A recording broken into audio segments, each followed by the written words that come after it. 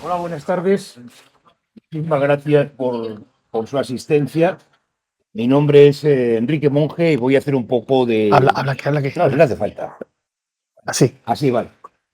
Mi nombre es Enrique Monge y voy a tratar de presentar un mejor posible este acto. Creo que después tendremos ocasión de charlar con el escritor que hoy tenemos aquí, que ahora les presentaré. Pero antes de cualquier presentación, déjenme que les diga en primer lugar que ha habido un vuelo de una paloma que ha salvado la situación. Lo que quiero decir es que la Asociación Cultural crea Cartagena. Es evidente que la Asociación Cultural de Cavite es la organizadora de este acto. Nace con la voluntad de fomentar la cultura y la historia entre los ciudadanos de la comunidad hispánica. Tiene entre sus principales objetivos realizar actividades culturales, fomentar el hispanismo y la historia compartida, sobre todo de 1492 a 1891. También dar a conocer nuestra historia y luchar contra la leyenda negra, divulgando una realidad histórica que ni siquiera se cuenta en los centros de enseñanza españoles, defendiendo el patrimonio cultural histórico-artístico y rescatando figuras de la hispanidad que han sido olvidadas pese a la importancia de sus logros. También trata de defender la unidad territorial de España, tal y como se recoge en el artículo 2 de la Constitución española, reivindicar el español como lengua común y elemento cohesionador de la hispanidad, sin olvidar todas las otras lenguas presentes que aportan riqueza cultural, pero carecen de carácter de lengua común. Y fomentar el hispanismo, es decir, incrementar los lazos de amistad, cooperación e integración con los países de la esfera de la hispanidad, siendo conscientes que este es el resultado de un mestizaje y que unidos podemos ser más fuertes para afrontar futuros retos en un mundo globalizado. Lo anterior sigue la estela marcada por la Constitución de 1812, que hacía referencia a los españoles de ambos hemisferios. Y ya casi por último decirles que dentro de los límites marcados por todo lo anterior que he dicho, la asociación mantiene una estricta neutralidad política. Las ideas de sus socios, tanto políticas como religiosas, son individuales. Y ahora sí, ya les digo que quien va a presentarnos el libro, que casi todos ustedes ya le conocen, es Carlos Manuel Fernández Andrade Marín, un sevillano que escribe como Los Ángeles. Y ya les dejo con eso. Muchísimas gracias, Enrique. Gracias. Gracias a la Floridita por acogernos hoy aquí. Gracias a todos ustedes por asistir. Por supuesto, gracias a Héroes de Cavite, a los coordinadores y a los colaboradores de Héroes de Cavite y a Paloma, que nos ha salvado la conferencia de esta tarde. Sí, lo que has hecho es de muy agradecer. Muchísimas gracias. Gracias a todos. Yo las charlas prefiero darlas de pie. Me parecen más dinámicas, más vivas. Entonces voy a hacer por ponerme aquí delante y bueno, no tengo la suerte hoy de poderme ayudar de una pantalla con proyección, pero no importa, porque como estamos entre amigos, voy a hacer una charlita y más importante que lo que yo les pueda contar es lo que ustedes quieran preguntar. Entonces yo, por la práctica que voy adquiriendo, mis charlas suelen ser cada vez más cortas y le doy cada vez más importancia al turno de preguntas, que es donde verdaderamente se puede continuar la charla, la conferencia, y donde verdaderamente se atiende las curiosidades del público. Bueno, hoy que nos reúne hoy aquí es la presentación de este libro, que llevo varios años. Los que me conocen de hace más tiempo saben que llevo unos añitos con él, liado. Ya por fin ha salido, y ha salido coincidiendo con la presentación de la película We the Hispanos, Nosotros los Hispanos, de José Luis López Linares, que creo que tuvieron ocasión de ver en esta ciudad ayer.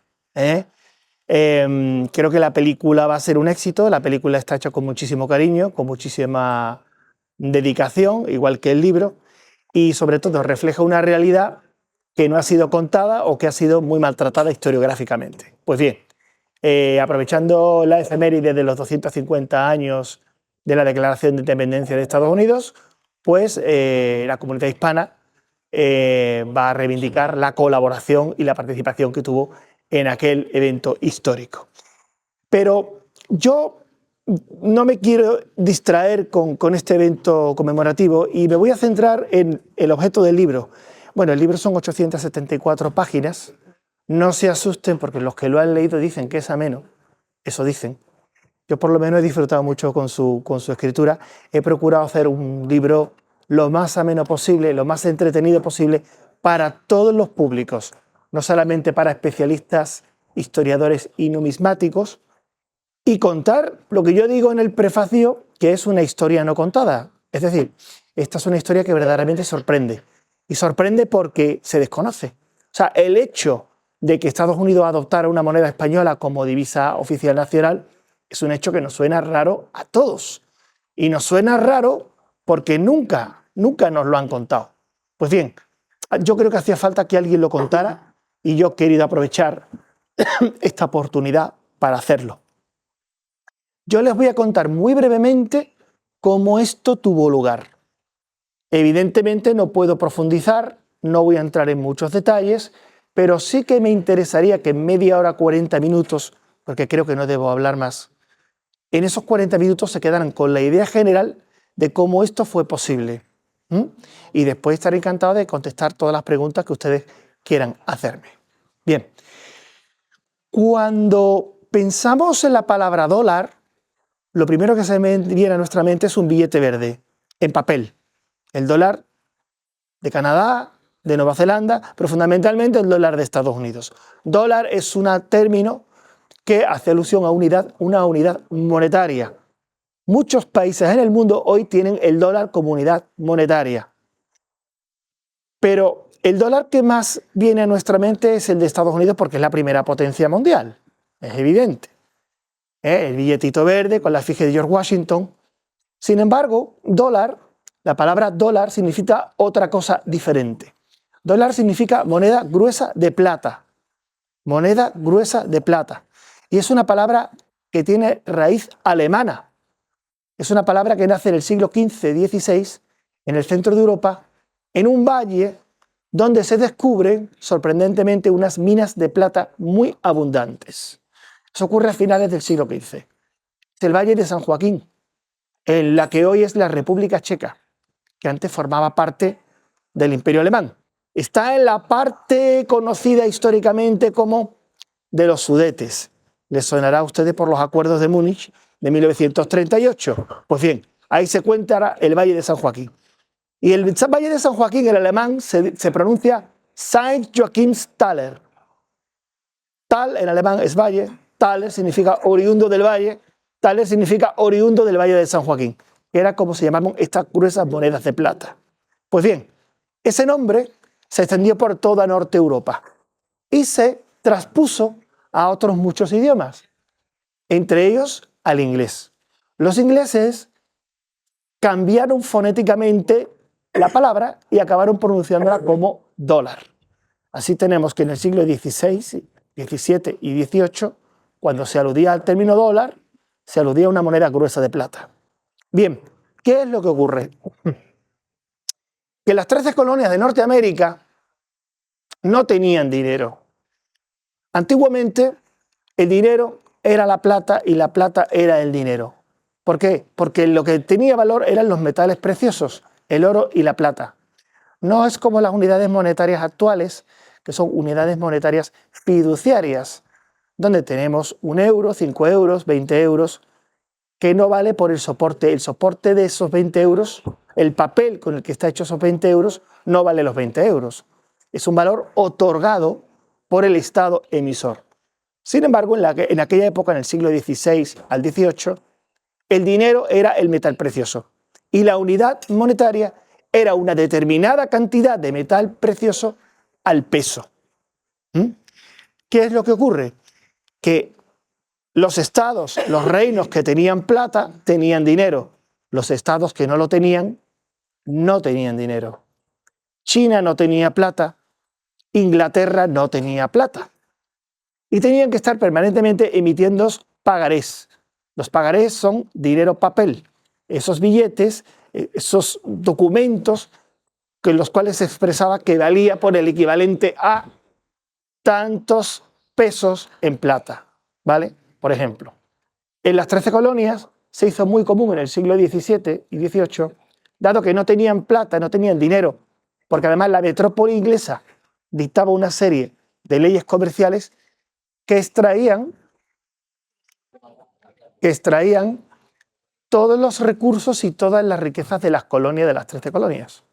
Con lo cual la situación económica de los colonos era precaria y permanentemente tenían que estar recurriendo al comercio de trueque o a emitir dinero en papel respaldada, con valor respaldado en tabaco, en libras de tabaco.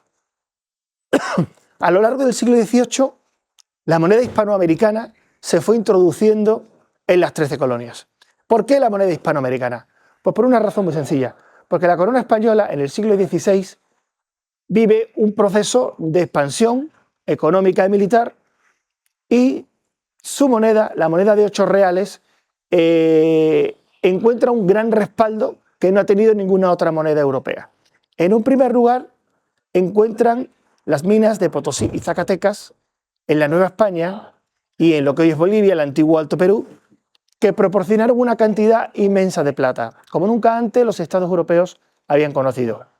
En segundo lugar, porque se había descubierto un nuevo sistema de depuración del metal y extracción de la plata del metal que favoreció muchísimo la producción de plata, como nunca antes. Este método se llama método de la amalgama o de patios. ¿Por qué?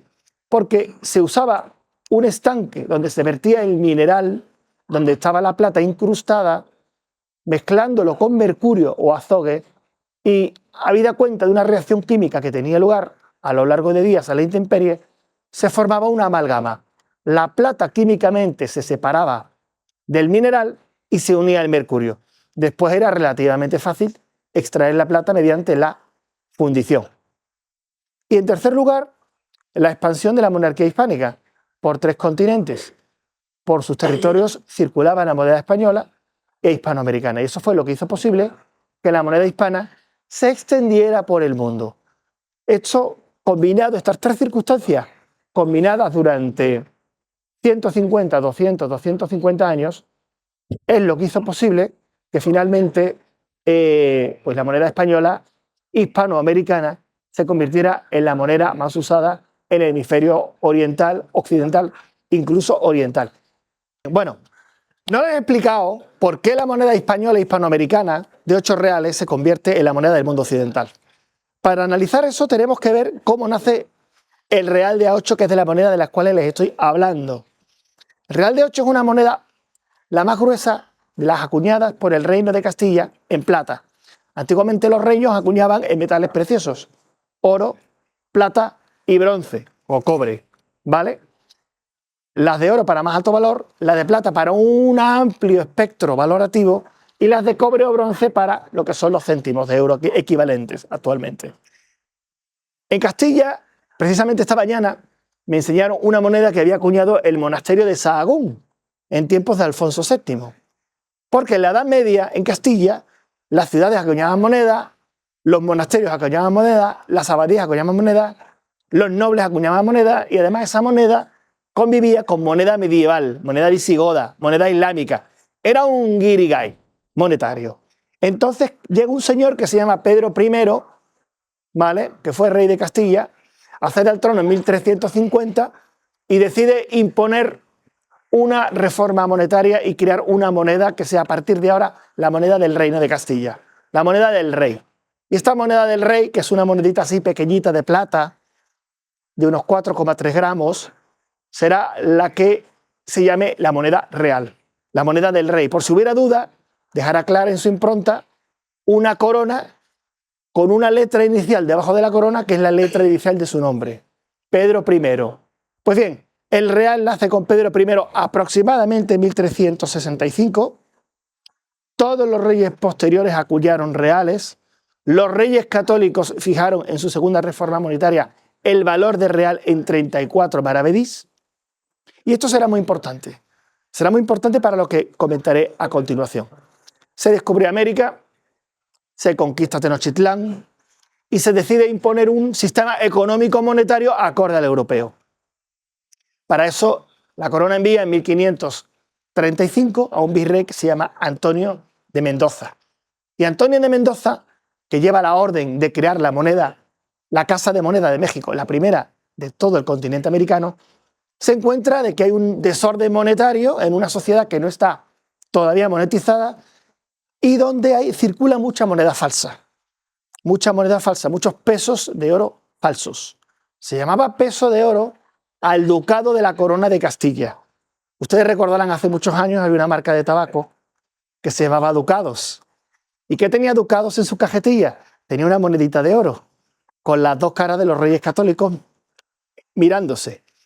Ese era el ducado de oro de Castilla. El excelente, también se llamaba excelente o se llamaba castellano. Una monedita de oro así, pequeñita. Pues esta monedita estaba muy falsificada en las Indias. La original, la auténtica, tenía que valer 450 maravedís. Sin embargo, la falsificada valía en torno a 272 maravedís. Fíjense, un poquito más de la mitad. Esta situación la puso en conocimiento del rey Antonio de Mendoza, que tenía la orden de acuñar monedas de 2 reales, de 3 reales y de 4 reales en la Nueva España.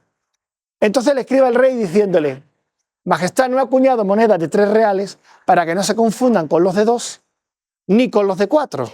Estamos hablando de una época en la que la acuñación de moneda era muy imperfecta, muy irregular, las monedas eran toscas, deformes y había poca diferencia entre ellas.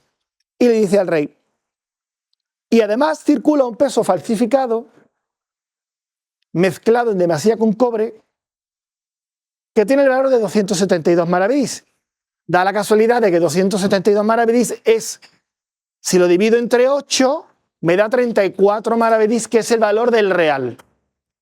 Luego ese peso de oro falsificado, que se ha adueñado del mercado, tiene el valor equivalente a 8 reales de plata.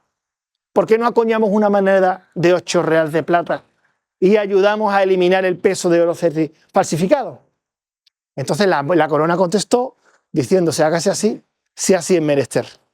Y así, en 1538, nace la más gruesa moneda de plata circulante en la corona hispánica, la moneda de 8 reales, 27,46 gramos de plata, a una ley de 11 dineros y 4 granos, que eran 930,55 milésimas. Una ley muy alta. ¿Pero qué ocurrió? Que esta moneda circuló muy poco. Circuló muy poco porque implicaba una serie de dificultades técnicas fabricarla. Nunca el Reino de Castilla había acuñado monedas tan gruesas ni tan pesadas en plata. Eso era un problema, porque la acuñación era una acuñación a martillo. Cuando se hace una acuñación a martillo, se pone un cuño debajo, el cospel o la placa de metal en medio, el cuño de arriba, y con un martillo se le pega un golpe seco. ¿Qué ocurre? Que no es lo mismo improntar una monedita así que improntar una moneda así. La fuerza que hay que desplegar y volcar sobre ese martillo y sobre ese cuño es mucho mayor, porque la resistencia de metal en esta superficie a ser modificado es mucho mayor que cuando la superficie es más pequeña. Y aparte, no era lo mismo cortar una moneda que tuviera medio milímetro de diámetro que cortar una moneda que tuviera 2 milímetros de diámetro. Las monedas se cortaban a tijeretazos, a pulso. Imaginaros el esfuerzo que era. Esto generó mucha controversia entre los fabricantes de moneda y la moneda se acuñó muy poco. Entonces, en 1538, solamente durante unos meses, se acuñó. Y se creía perdida. Y durante muchísimos años se creía que esta moneda no llegó a fabricarse porque no nos han llegado monedas de aquellas. Hasta hace unos años que se descubrió un naufragio, 3 ejemplares. Por cierto, el último que ha salido a la venta se vendió en el 2014 por más de $500,000 actuales. Estamos hablando de una monedita de plata así, de 27 gramos, que en valor en plata puede estar en torno a los 70, 80 euros, más o menos, ¿vale? Pues bien, ya tenemos el real de 8. Pero si se deja de acuñar el real de 8, ¿por qué vuelve a acuñarse? Pues vuelve a acuñarse 20 años después en Castilla, cuando tenemos una monarquía hispánica que empieza a endeudarse con banqueros, que empieza a meterse en multitud de guerras y que necesita la plata americana para la financiación y para devolver los préstamos a los banqueros. Entonces sí, entonces aprovechando que se han descubierto las prolíficas minas de Potosí en el Alto Perú y de Zacatecas en la Nueva España, entonces cuando dice, sí, ahora necesitamos cubrir un montón de deuda y un montón de pagos. Ahora necesitamos recuperar esa moneda de 8 reales que no era rentable producir, pero ahora sí lo va a ser. Y entonces empieza a acuñarse en España en 4 sitios. En Burgos, en Toledo, en Segovia y en Sevilla. Son las 4 casas de moneda entonces más relevantes. Y a partir de ahí, la moneda de 8 reales comienza una larga andadura que la llevará a convertirse en ser la moneda más demandada del mundo oriental y del mundo occidental durante más de 300 años. A lo largo de su evolución, veremos cómo la moneda se irá perfeccionando. Con tiempos de Felipe V, la moneda empieza a acuñarse con una nueva tecnología, que es la prensa de volante. Ya no es la acuñación a martillo, es una acuñación mucho más perfecta, con una prensa muy grande que permite hacer una impronta mucho más regular, mucho más uniforme, y que permite cortar mejor las planchas y permite que a partir de ese momento las monedas sean y se mantengan redondas. Entonces, desde Felipe V, 1728-1732, empieza esta nueva línea de fabricar moneda que se lleva a las Indias, a los virreinatos americanos. En la Nueva España se aprueba un nuevo diseño que es el diseño columnario, una moneda que tiene las 2 columnas de Hércules con los 2 hemisferios del mundo, el antiguo y el nuevo, con un diseño verdaderamente revolucionario, innovador, y que todos los numismáticos expertos coinciden en que es uno de los diseños más bonitos de la historia de la numismática, ¿vale? Pero bien, todo esto está muy bien, estamos hablando de una moneda española, de una moneda hispanoamericana, pero ¿esto qué tiene que ver con que se convierta en el dólar de Estados Unidos? Pues lo vamos a cortar muy brevemente. Ya les he hecho un adelanto, ya les informé antes que las 13 colonias no tenían dinero. Pues bien, este peso de 8 reales, no este, el que está detrás que no se ve, el columnario que les he dicho, se irá introduciendo en las colonias norteamericanas y sobre todo en Asia. China no tenía plata. Los chinos, China era un país, un gran imperio cultural y comercial que tenía una cantidad de productos que en Europa no existían y que eran muy demandados. Hablamos de la seda, del té, de la porcelana, del marfil, de un montón de productos que no había en Europa. Y los chinos demandaban plata. ¿Y quién tenía entonces plata? La corona hispánica. Era el imperio ultramarino que más plata tenía, porque otros reinos no tenían las minas de plata que tenía la corona española.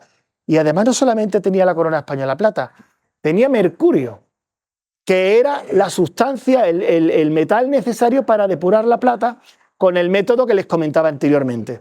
La mina de Almadén, en Castilla-La Mancha, se puede visitar, ha sido la mina más importante de mercurio del mundo. Yo les recomiendo que hagan una visita porque es muy entretenida y si tienen ustedes suerte y contactan con alguien que les pueda conseguir un botecito de mercurio, pues mejor. Está prohibido porque dicen que es tóxico, pero bueno, no entiendo porque la gasolina es más tóxica y el diésel es más tóxico todavía. Pero bueno, un botecito. Yo recuerdo, fue gracioso porque estando allí decían, no, cerraron la mina porque decían que el mercurio era tóxico. Y yo jugaba de niño en el colegio con la bolita de mercurio. Y aquí estoy, vivito y coleando. Y no me ha pasado absolutamente nada. Yo he metido 2 dedos en un tazón de mercurio. En el colegio. En la clase de física química. Vamos, yo creo que en el tazón de mercurio metió los dedos toda la clase. Y no nos pasó nada. Hombre, si te dedicas a respirarlo, evidentemente es tóxico. Evidentemente, pues como la gasolina o como el pegamento y medio. Pero bueno. Era la manera que tenían un poco para cerrar la fábrica de mercurio porque no era rentable, ¿no? Pues bien, el rey de España tenía las mejores minas de plata y las mejores minas de mercurio. En China, con país con el que se empezó a comerciar, llamaban al rey de España el rey de la plata. Porque toda la plata que llegaba a China era española. Toda. Y llegaba no solamente, llegaba por 3 vías. Llegaba por la vía portuguesa, que era la plata española que los portugueses habían conseguido comerciando o de contrabando, circunvalando todo el continente africano y por las colonias portuguesas de la India, a través de China, perdón, de Rusia, de Persia, de Irán y de la India, y llegaba por una tercera ruta que era a través del Galeón de Manila, desde Acapulco, todo el Pacífico hasta Manila, y de Manila ya a los puertos chinos. Entonces, digamos que se creó un monopatrón de valor, de plata, en torno a la moneda que era accesible, la única moneda que era accesible, porque las otras monedas europeas eran prácticamente inaccesibles, eran muy difíciles de conseguir en los mercados asiáticos, y los chinos no las querían. Se había creado una reputación de valor, entonces los chinos solamente querían moneda hispanoamericana. Lo mismo ocurre con las 13 colonias. De hecho, las 13 colonias intentan en todo momento suplir esa falta de circulante con pagarés, pero no resultó, daba muchísimos problemas, porque los pagarés generaban inflación, porque se abusaba de su acuñación y de su emisión.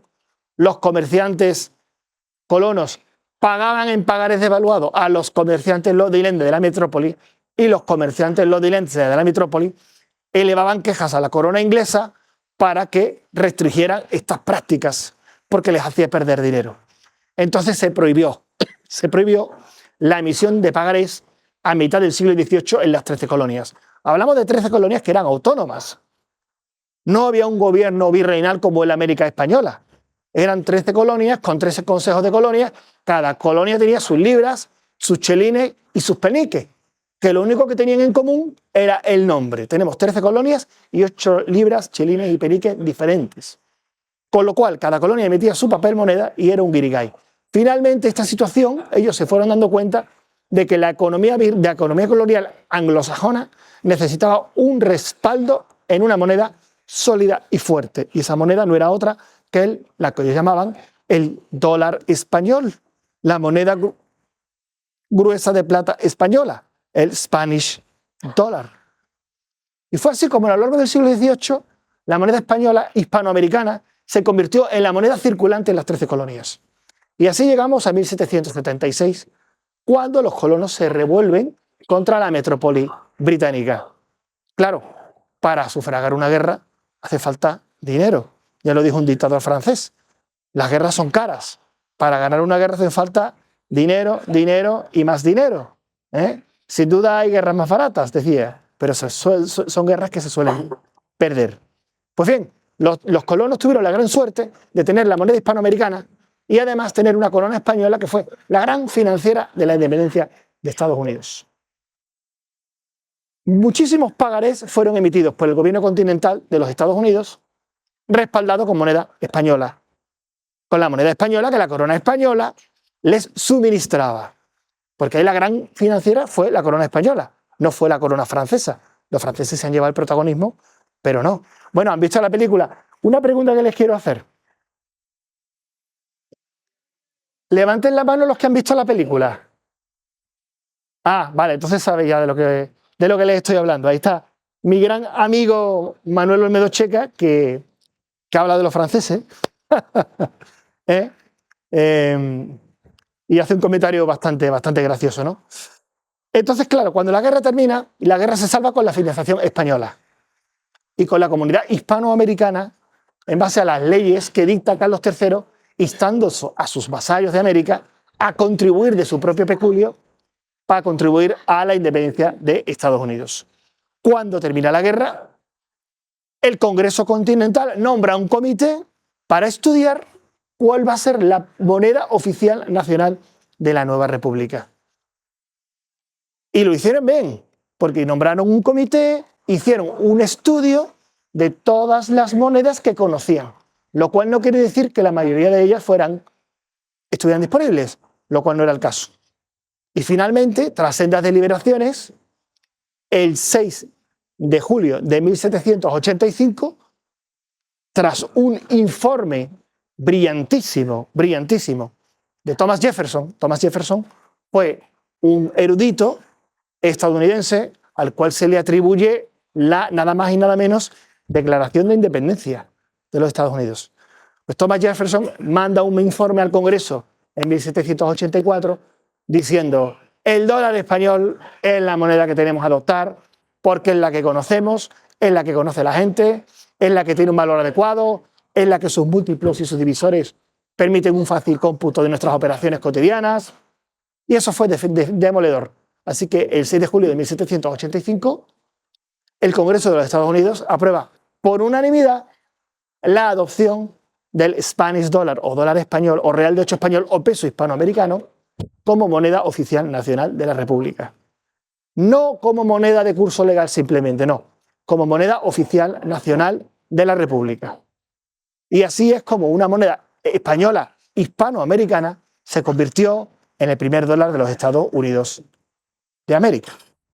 Así que muchísimas gracias por vuestra atención y a partir de ahora estaré encantado de contestar las preguntas que quieran hacerme. Ha sido un poco complicado esta charla con la poca voz que tengo y con la bulla que hay, pero bueno, he hecho lo que he podido. Gracias.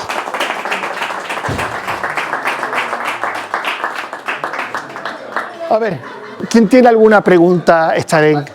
Como fue una moneda que circuló en tantos sitios, no es fácil contestar a esa pregunta. Pero le voy a dar una fecha. Hasta los años 30 en China. Del siglo XX. Del siglo XX. Mao Zedong manda a acuñar reales de A8, imitando los reales de 8 mexicanos. Porque México y todas las repúblicas hispanoamericanas, cuando se independizan, mantienen el 8R en las monedas. México se independiza en 1821 y hasta 1897 acuña pesos mexicanos con el nombre de 8 reales. Y seguirá acuñándolos, cambiándoles la denominación a un peso hasta 1914. O sea, que tiene una vida bastante dilatada. Nace en 1538, se retoma su acuñación en Castilla entre 1543 y 1556, 1560. España deja de acuñar reales de A8 en Hispanoamérica en 1825. Las repúblicas hispanoamericanas continúan la acuñación de 8 reales. Y el gran heredero del real de 8 español, el gran sucesor, es el real de 8 mexicano. Peso mexicano. Que se mantuvo fiel a su peso, a su ley, no a su impronta, pero sí a su peso, a su ley y a su denominación hasta 1914. Y eso había creado un patrón de valor mundial que obligó a que otros países tuvieran que ahormar sus medidas, sus unidades monetarias a ese patrón de valor. ¿Vale? Entonces, reiteradamente, ingleses, franceses, portugueses, neerlandeses. Bueno, en el siglo XVIII ya dejaron de intentarlo, porque ya tenían súper claro en el siglo XVII que los orientales solamente querían reales de 8 hispanoamericanos. Y en el siglo XIX veremos cómo hay varios intentos por desbancar de los mercados orientales al real de 8. Varios intentos por parte de Estados Unidos, por parte de Gran Bretaña, por parte de Francia, pero finalmente no lo consiguieron. Y al final, los nuevos dólares que ellos acuñaron los acabaron ajustando al peso, la medida y la ley del histórico peso hispano, para poderlo usar como moneda de herramienta de intercambio en Oriente cuando los reales de 8 borbónicos empezaron a desaparecer. Incluso a lo largo del siglo XIX veremos, hay un hecho muy significativo, una reunión que yo le llamo la Confabulación de Cantón, cuando en 1855 los cónsules en China, en Cantón, uno de los puertos más comerciales, más importantes de China, europeos, franceses, británicos, alemanes, estadounidenses, se reúnen para tomar una serie de medidas porque están viendo que los chinos siguen valorando todavía la moneda española y mexicana muy por encima a la moneda de ellos, a pesar de que su moneda, los dólares y las piastras de comercio, han sido ahormadas al valor español. Sobre todo los estadounidenses. Los dólares estadounidenses, los estadounidenses se molestaban, pues si nuestro dólar, que es una evolución del dólar español, que tiene la misma plata, la pagan con un 30% más barata. Y el real de 8 español lo pagan un 30, un 35 o un 40% más caro. Porque se había creado un patrón de valor y de confianza durante 300 años, que fue lo que hizo que la moneda española, hispanoamericana, fuera imbatible durante todo ese tiempo. Así que sí, la década de 1930. Me pregunta si los estadounidenses empezaron a usar los reales de 8 como dólar o crearon sus propios dólares, ¿correcto? Bien, una cosa y la otra, las dos cosas. Los colonos norteamericanos usaban el dólar hispanoamericano desde mucho antes de la independencia. Era la única moneda que, según dice el historiador John McMaster, podían ver con sus propios ojos y tocar con sus propias manos. Cuando llega la independencia, la moneda que tienen es esa, no es otra. Estados Unidos crea su primera casa de moneda en Filadelfia en 1792, pero no empieza a acuñar sus propios dólares hasta 1794.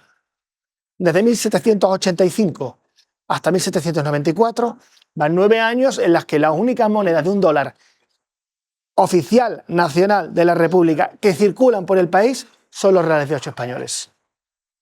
Acuñados en México, acuñados en Lima, acuñados en Potosí, acuñados en Guatemala, acuñados en Santiago, o acuñados en Sevilla, o acuñados en Madrid. En menor medida. La mayoría habían sido acuñadas en México, la inmensa mayoría, ¿vale? Y posteriormente ellos empiezan la acuñación de sus propios dólares. Pero la acuñación de sus propios dólares fue muy escasa, muy escasa. 1794, 95, 96, en 1803 cesan la acuñación de sus propios dólares. Y no vuelven a acuñar dólares propios hasta 1840. De manera regular. Hacen unos pequeños ensayos en la década de los 1830. O sea, estamos hablando 40, durante 65 años, durante 67 años, la moneda de dólar predominante, absolutamente predominante en los Estados Unidos, era los reales de 8 españoles. Y desde la década de 1820, los pesos mexicanos, a la par. Tanto es así que en 1845, el director de la Casa de Moneda de Nueva Orleans, John Leonard Riddle, publica un trabajo que es una monografía sobre los dólares de plata que circulan en Estados Unidos. Un señor anglosajón. Y él da una serie de datos muy reveladores. El más significativo es que él dice que en ese año, en 1845, el 90%, es decir, 9 de cada 10 monedas de $1 que circulan por Estados Unidos han sido acuñadas en México. Bien en la época española, bien en la época mexicana.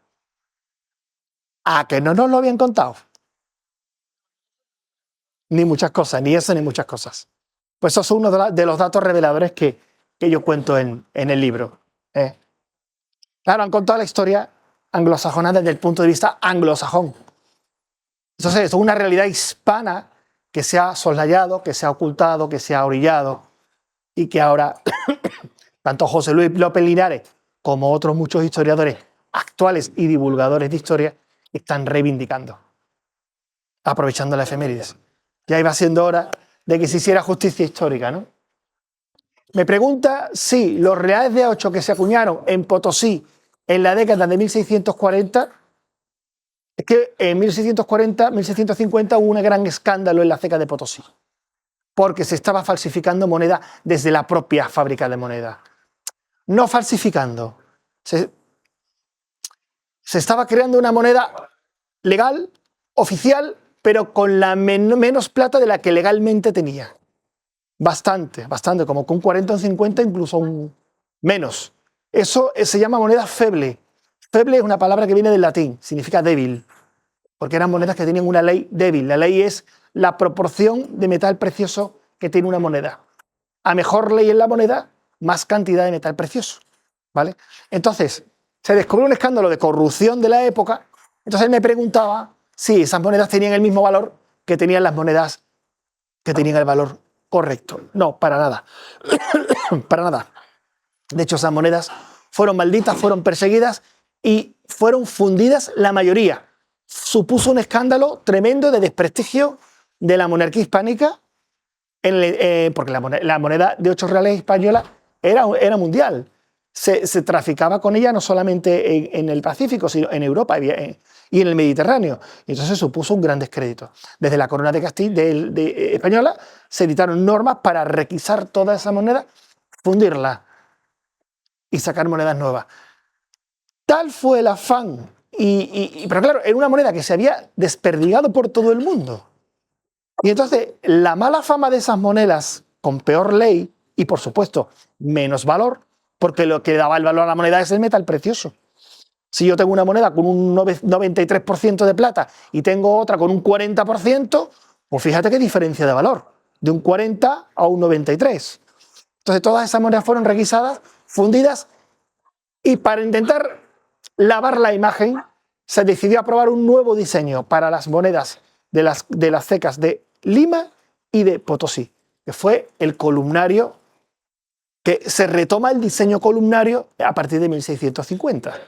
El diseño columnario es un diseño concebido expresamente para América. Las columnas de Hércules, con el emblema Plus Ultra, se diseña para las monedas de América. México 1538, Lima 1568, Felipe II en 1566 cambia el diseño y se olvida de las columnas de Hércules y se recupera ahora en Lima y en Potosí a partir de 1650 para decirle al mundo: borramos la moneda anterior con el tipo anterior, esta es la nueva, la buena, para que no hubiera confusión. Y en Castilla volvieron a emitir monedas cecas que llevaban décadas sin emitir. Cuenca, por ejemplo, Granada, por ejemplo, hasta Aragón, que Aragón no acuñaba reales porque Aragón era un reino que tenía otras unidades monetarias distintas, ¿vale?